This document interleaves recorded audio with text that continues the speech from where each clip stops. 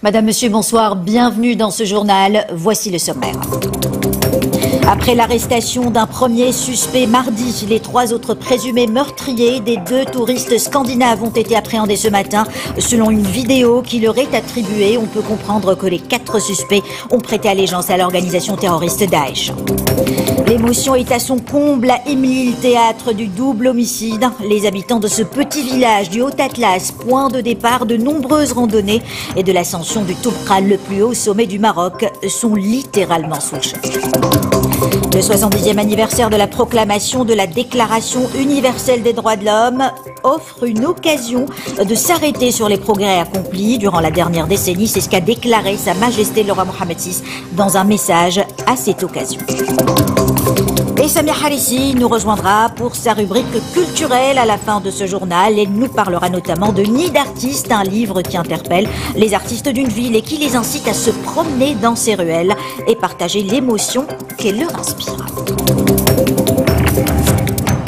C'est donc la fin d'une chasse à l'homme qui a duré 72 heures. 72 heures durant lesquelles le BCIJ et la gendarmerie royale ont passé au peigne fin et sans relâche un rayon de plusieurs dizaines de kilomètres d'Imlil, lieu du crime odieux qui a coûté la vie à Maren et Louisa. Le premier présumé meurtrier, comme vous le savez, avait été arrêté mardi à Marrakech, quelques heures seulement après la découverte des corps des 2 touristes scandinaves. Et très tôt ce matin, à 6 heures exactement, et toujours dans la ville de Marrakech, ce sont les 3 autres suspects qui étaient recherchés, qui ont été appréhendés. Les détails avec Samira Chtouani. La chasse à l'homme sans relâche a pris fin ce matin très tôt avec l'arrestation des 3 suspects recherchés parmi les 4 impliqués présumés dans un des crimes les plus effroyables que le Maroc ait connu. Selon le Bureau central d'investigation judiciaire, les mis en cause ont été arrêtés dans la ville de Marrakech et sont soumis à une enquête pour déterminer les circonstances de l'acte criminel, dévoiler ses motifs ainsi que la piste terroriste qui a été appuyée de preuves. En tout, 4 hommes, dont un arrêté mardi au lendemain du double meurtre, sont suspectés d'avoir sauvagement tué à l'arme blanche 2 touristes norvégiennes et danoises dans la commune d'Imlil. Maren et Louisa, amoureuses de nature et de sport, envisageaient de gravir seules et sans guide le mont Toubkal. Un double crime qui a profondément choqué tout le pays, si bien que dès les premières heures de l'enquête, la mobilisation des habitants de la région a contribué à fournir de précieux renseignements aux policiers pour l'arrestation des 4 hommes mis en cause. 4 jours après l'homicide volontaire des 2 jeunes femmes, les éléments de la Sûreté nationale œuvrent activement pour comprendre comment et pourquoi un tel acte a été commis. On en sait un peu plus sur les auteurs présumés de ce crime, tous radicalisés. L'un d'entre eux était même connu des services. Dans une vidéo qui leur est attribuée et qui a été diffusée aujourd'hui, on peut comprendre que les 4 suspects ont prêté allégeance à l'organisation terroriste Daesh. Le récit est de Rachid Halaoui. Leurs visages sont désormais connus de tous. Parmi les 3 personnes interpellées ce matin, il y a cet individu, âgé de 27 ans, domicilié dans la périphérie de la cité Ocre. Il occupait le métier de menuisier. Le deuxième suspect, lui, a 33 ans. Il habitait dans un quartier de Marrakech. Il était marchand ambulant. Le 3e présumé meurtrier est natif de la cité Ocre, où il est domicilié. Il est âgé de 25 ans et il était également marchand ambulant. Quant au premier suspect, arrêté mardi, il est âgé de 33 ans, habite dans une zone située en périphérie de la cité Ocre et travaillait comme plombier. Ils ont tous en commun d'avoir moins de 34 ans et d'exercer des métiers précaires, y compris celui de berger par intérim. Les 4 présumés terroristes, auteurs du crime abominable sur 2 jeunes scandinaves, sont actuellement soumis à une enquête judiciaire sous la supervision du parquet compétent. Et dans une vidéo diffusée sur les réseaux sociaux, on voit ces individus prendre la parole avec derrière eux un drapeau noir attribué à l'organisation terroriste État islamique. Rien n'indique à ce stade des investigations qu'ils aient agi sur ordre. L'émotion est vive dans la région d'Imlil. Les habitants de cette petite commune paisible du Haut-Atlas où les corps des 2 touristes avaient été retrouvés lundi sont encore sous le choc. Ils dénoncent vigoureusement le meurtre de Maren et Louisa. Lassane Houban, Salima Benabou. À Imlil, l'émotion est toujours vive après l'assassinat des 2 touristes scandinaves, Maren et Louisa, sauvagement tués près du mont Toubkal.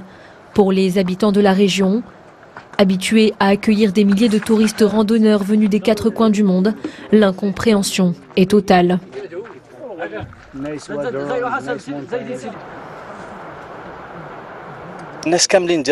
Tous les habitants de l'Atlas condamnent cet acte odieux. Nous n'avons rien à voir avec ces assassins. Cela n'est jamais arrivé ici. Nous ne connaissons pas ces personnes, nous ne savons même pas comment elles sont arrivées ici. Ce genre de drame n'est jamais arrivé dans notre village. Nous voyons chaque jour des centaines de touristes et nous avons pour habitude de les accueillir chaleureusement pour faire de la randonnée et même des circuits jusque dans le désert en dormant dans des bivouacs. L'enquête avance à grands pas, mais pour les riverains qui se sont regroupés pour partager leurs émotions, une question restera en suspens. Comment cela a-t-il pu arriver ?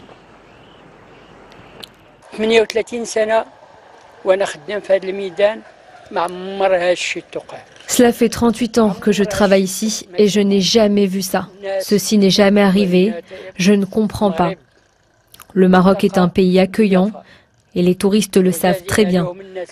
D'ailleurs, plusieurs d'entre eux mangent chez l'habitant. J'ai 62 ans et durant toutes ces années passées ici, jamais je n'ai entendu parler d'un tel drame. C'est un village paisible dans lequel nous avons toujours plaidé pour la tolérance et le vivre ensemble. Par solidarité et en mémoire de Marraine et Louisa, une marche blanche est organisée ce samedi à Marrakech et au même moment à Rabat, devant l'ambassade de Norvège. Situé à 70 km de Marrakech, Imlil est le dernier village accessible par la route avant l'ascension du fameux Mont Toubkal, point culminant de l'Atlas marocain, connu pour être le point de départ de nombreuses randonnées. Imlil et sa vallée sont aussi connus pour offrir un dépaysement total. Ses nombreux vergers et ses panoramas à couper le souffle attirent chaque année des centaines de randonneurs du monde entier. Lahsen Houban, Isa Charki. Nous sommes à Erdem, à 8 km d'Imlil. Rachid est guide touristique. Cela fait 10 ans qu'il accompagne des milliers de touristes, toutes nationalités confondues, dans l'ascension du Toubkal. De mémoire, jamais une telle tragédie n'a endeuillé cette région. C'est la première fois qu'un tel crime est commis dans cette région. Ça risque de toucher le secteur du tourisme, qui est le principal gagne-pain des habitants d'ici. Dans cette région épargnée par le tourisme de masse, ce sont des adeptes du trekking et de la randonnée en montagne qui sillonnent la région. Beaucoup y viennent chaque année pour en repartir avec un même sentiment de paix et de sérénité. Je suis venu au Maroc pour escalader le mont Toubkal et rencontrer de nouvelles personnes. Les gens ici sont très accueillants.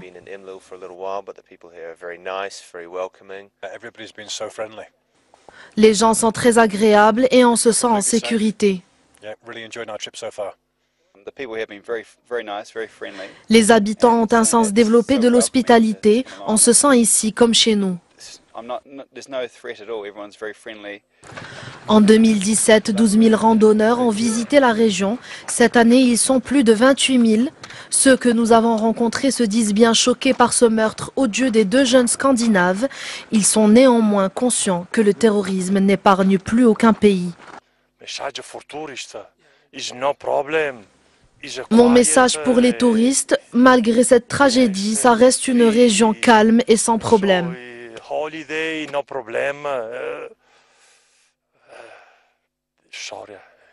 Il faudra du temps aux habitants, mais sans doute aussi aux visiteurs étrangers pour tourner la page sur le meurtre monstrueux de Louisa et Marraine. En attendant, l'émotion et le recueillement étaient palpables aujourd'hui encore sur les sentiers du Mont Toubkal. Et qu'ils soient d'Imlil, de Marrakech ou des autres régions du pays, les Marocains dénoncent à l'unanimité ce crime odieux, un crime dont ils n'arrivent pas à comprendre les motivations. Samir Achtouani pour les détails. C'est ici, dans la ville Ocre, que les deux jeunes touristes défunts ont transité pour rejoindre les sentiers qui mènent au Mont Toubkal, à quelques kilomètres de Marrakech. C'est aussi ici que les 4 mis en cause ont été arrêtés. La ville habituée aux près de 3 millions de visiteurs par an était ce matin encore sous l'émotion. Ces personnes qui ont commis ce crime, qu'elles sachent que cela n'a rien à voir ni avec l'islam, ni avec la culture marocaine.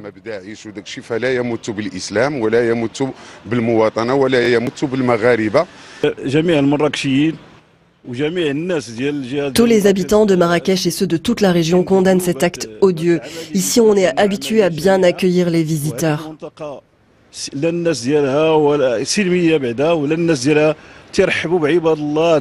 Parmi les autochtones, de nombreux étrangers sont venus s'installer depuis quelques années à Marrakech où la visitent régulièrement. Leur voix appelle aujourd'hui à la raison. J'espère que les touristes continueront à venir parce que le Maroc est un pays d'accueil et ça n'a rien à voir avec l'état d'esprit des Marocains en général et c'est vraiment déplorable.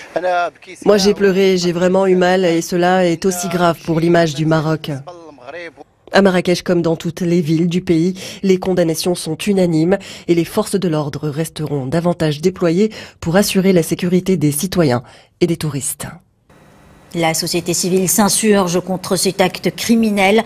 De nombreuses associations à Marrakech appellent à un sit-in demain. La manifestation est prévue à 19h30 à Guéliz. Et à Rabat aussi, un autre sit-in pour fustiger ce crime abominable sera organisé à 18h. Les deux pays d'origine des deux victimes danoises et norvégiennes ont aussi réagi à cet homicide. Lors d'une conférence de presse, le Premier ministre danois Lars Rasmussen a fait part de sa colère. La Première ministre norvégienne Erna Solberg a également condamné dans un communiqué de presse une attaque qu'elle qualifie de brutale et dénuée de sens.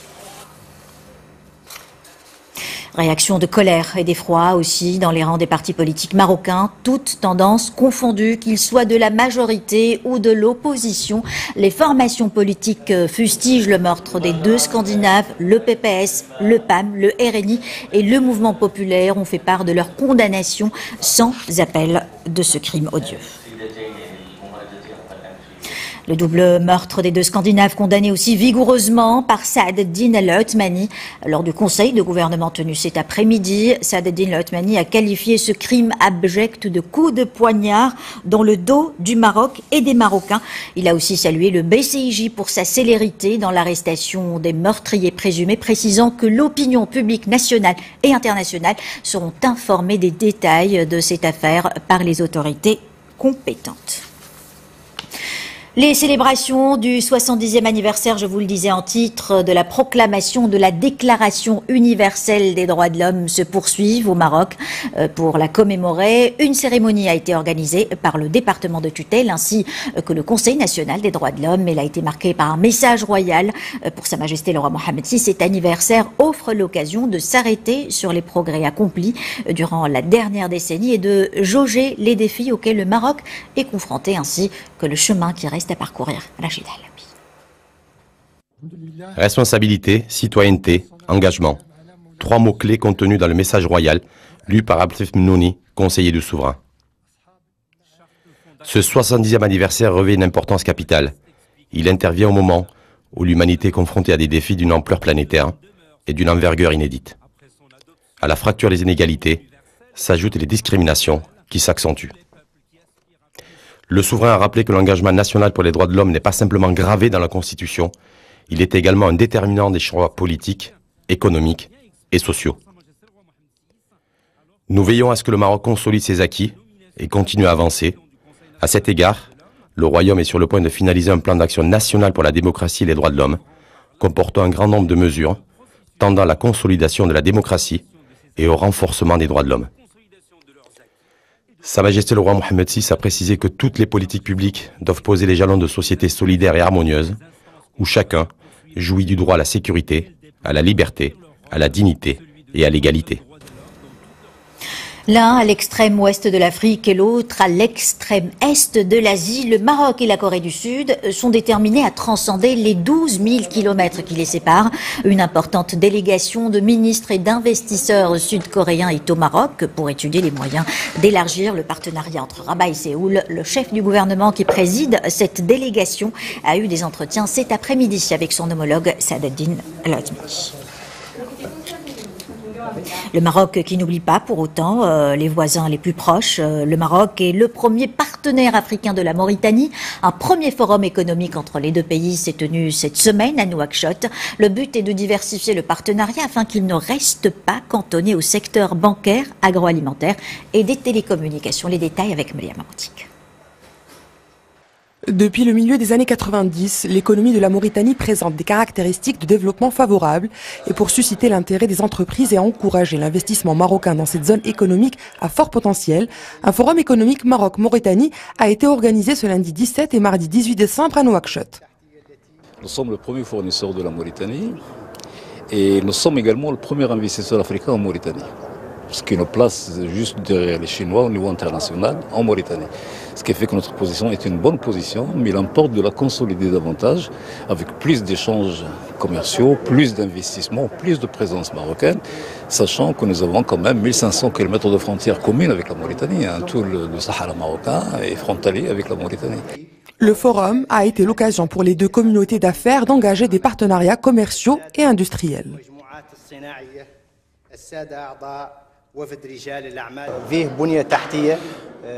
On a développé une grande infrastructure en Mauritanie, notamment 6 ports, ainsi que des opportunités d'investissement, d'où notre volonté de rencontrer nos confrères marocains.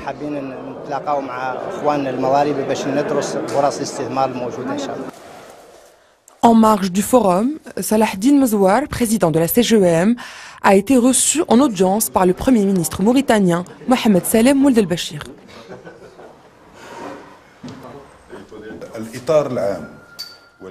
Le Premier ministre a mis l'accent sur l'importance d'impulser la coopération et l'investissement entre les deux pays et la création d'un climat propice, en soulignant le rôle clé du secteur privé dans la vision stratégique de la Mauritanie et du Maroc. ودور القطاع الخاص بالطبع الموريتاني والقطاع الخاص في الدول الصديقة وأساسا في المغرب. Le Maroc représente le premier partenaire économique de la Mauritanie en Afrique et le second à l'international après la Chine. Un climat propice donc et plusieurs entreprises marocaines ont exprimé leur intérêt pour créer des activités et développer des partenariats dans de nouveaux secteurs. Et c'est afin d'encourager les investissements au Maroc que le Comité national de l'environnement, des affaires et la Société financière internationale affiliée à la Banque mondiale ont signé un mémorandum d'entente aujourd'hui. L'accord vise à améliorer le climat des affaires au Maroc en identifiant les principaux freins au développement du secteur privé marocain ainsi que les réformes susceptibles d'appuyer son développement.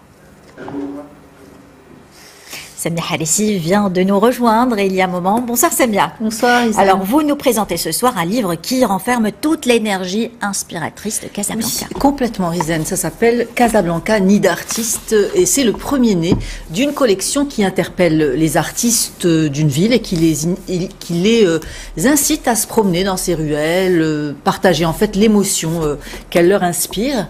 Le livre est coécrit par Leila Slimani et Knzas Frewi aux éditions Malika. Les deux auteurs ont recueilli les impressions et les illustrations d'une centaine d'artistes, écrivains, musiciens, cinéastes, comédiens, photographes, bref, ils sont plus d'une centaine donc à partager les émotions que leur fait vivre Casablanca entre souvenirs, cris du cœur, déclarations d'amour enflammées ou encore carrément coups de gueule.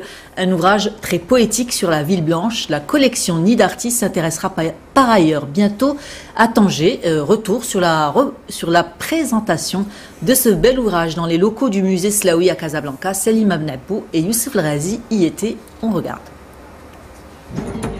Insolente, beuglarde, chaotique, autant que généreuse, énergique et fascinante. Les mots ne manquent pas pour qualifier la ville blanche. Dans Casablanca, nid d'artistes, Knzas Frewi invite 115 artistes à raconter leur Casablanca, leurs coups de gueule, leurs cris de joie, leurs coups de foudre, bref, leur relation particulière avec la capitale économique. Je suis allée poser à tout le monde la même question. Quelle est l'émotion que vous inspire Casablanca?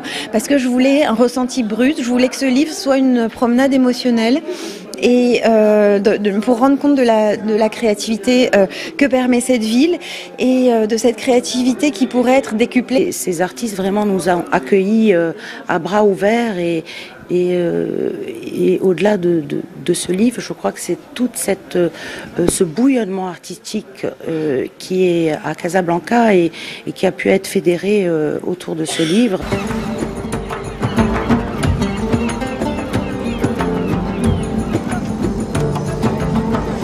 Elle est généreuse en tout, dans le mauvais comme dans le bon. En même temps, c'est une chance pour un artiste d'arriver dans cet état-là, de se confronter à cette ville et à tout ce qu'elle peut offrir et faire ce choix, des choix. Au témoignage émotionnel de ces écrivains, cinéastes, comédiens et plasticiens répondent les photographies de Jean-Michel Ruiz et Cécile Tréal. C'était magnifique. On a fait des rencontres magnifiques. Et moi, je suis photographe, je suis une femme, je suis toute seule. Et je me suis baladée dans ces quartiers et j'ai eu que des belles rencontres avec des gens magnifiques, alors qu'on m'avait dit que c'était dangereux et que je ne pourrais peut-être pas y aller toute seule. Un rapport très passionnel à Casablanca, ville autant détestée qu'appréciée, mais ô combien inspirante. Samia, vous allez nous parler maintenant de la fréquentation des salles de cinéma à Marrakech. Et oui, moins de 2 semaines après le festival du film de Marrakech, nous avons fait un petit tour dans les salles obscures de la ville ocre pour voir un peu si les gens s'intéressaient au cinéma. L'occasion de revisiter le Colisée, salle mythique du centre-ville Marrakech, créée en 1953 par l'architecte parisien Georges Pénet. Et on se rend compte, hélas, qu'après les paillettes et l'engouement cinématographique qu'a fait vivre le festival, eh bien les salles sont très peu fréquentées.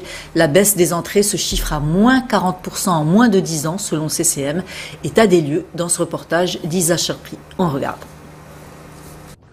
Cette salle de cinéma désertique est l'une des plus emblématiques de Marrakech et pourtant le film au programme fait partie des révélations de l'année. Au Maroc, la fréquentation des salles obscures chute désespérément.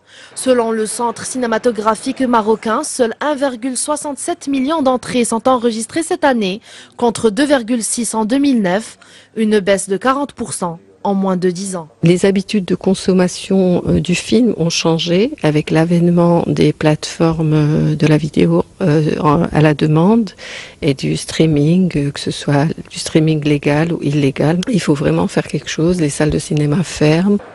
Le parc des salles s'amoindrit. Aujourd'hui, Marrakech ne dispose plus que de 4 cinémas, dont l'un fait partie des 2 leaders des multiplexes au Maroc, qui s'accaparent à eux seuls plus de 80% des parts de marché. On venait souvent à ce cinéma qui a d'ailleurs fermé.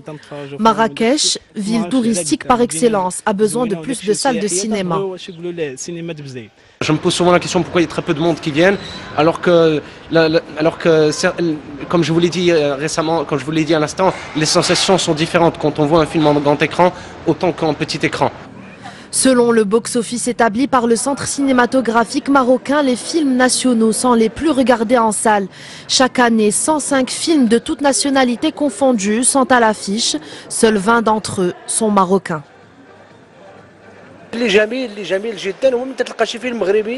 Ce qui est extraordinaire, c'est que les gens viennent au cinéma pour voir des films et des acteurs marocains. Je salue d'ailleurs le public marocain qui encourage la production nationale. Il y a 30 ans, le Maroc comptait près de 300 cinémas. Aujourd'hui, ils ne sont plus que 28. Le mastodonte du cinéma français Pathé Gaumont a annoncé cet été l'ouverture à Casablanca de l'un de ses premiers multiplexes en dehors de l'Europe. Samia, quel est le programme culturel de cette semaine? Et on commence avec un très beau spectacle qui devrait vous enchanter, Rizlen, le spectacle sur glace, La Linde, du nom de la comédie musicale de Damien Chazelle. Les 17 patineurs de la troupe de Féerie sur glace vont vous conter l'histoire de la rencontre de Mia et Sébastien le 22 décembre à Marrakech. À Marrakech, toujours, ne ratez pas l'exposition de calligraphie en musique autour des travaux de Taïb Sdiki, Noddin Chatal et Noddin Daifullah. L'artiste Mohamed Kannibou expose du 29 décembre au 15 janvier à la galerie Bab el-Kbir à Rabat. Daoud Ouled Syed expose sa nouvelle série de photographies ethnofolk jusqu'au 15 janvier à l'Institut français de Casablanca. Et enfin, Adam Mahfoudi présente Rétrospective, une exposition d'aquarelles à la Casa dell'Arte de Casablanca jusqu'au 13 janvier, Rizlan.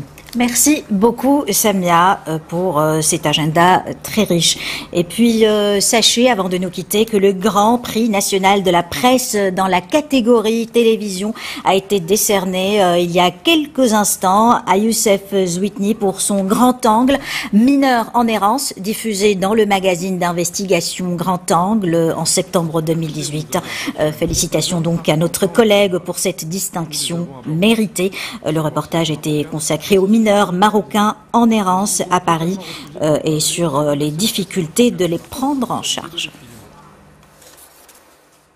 Et puis cette information qui vient de nous parvenir et qui concerne le sujet de l'arrestation des 3 présumés coupables du double crime de Imlil, donc dans un nouveau communiqué du procureur général près la cour d'appel qui vient de nous parvenir il y a quelques minutes. On apprend que la dernière vidéo où on voit les 4 suspects prêter allégeance à Daesh a été enregistrée la semaine dernière avant qu'ils n'accomplissent cet acte criminel. Voilà donc pour l'information d'aujourd'hui. Je vous rappelle donc l'un des principaux titres. Après l'arrestation d'un premier suspect mardi, les 3 autres présumés meurtriers des 2 touristes scandinaves ont été appréhendés ce matin selon une vidéo qui leur est attribuée. On peut comprendre que les 4 suspects ont prêté allégeance à l'organisation terroriste Daesh.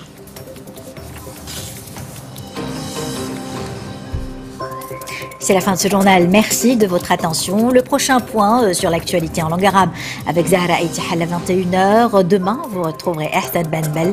Excellente soirée à tous.